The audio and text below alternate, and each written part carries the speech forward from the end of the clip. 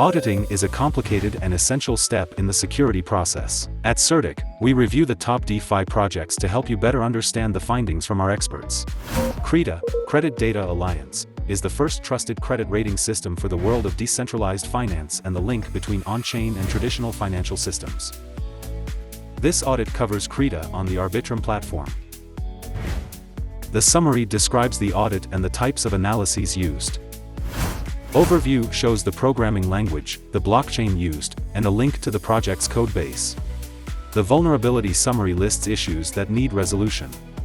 Audit Scope displays which contracts were audited. Findings highlight all issues and ranks them in terms of severity from critical to discussion. In this audit, we found 0 critical, 1 major, 1 medium, 4 minor, and 8 informational issues. CreDA has resolved 10 of the issues. Visit CertiK.com for the full report.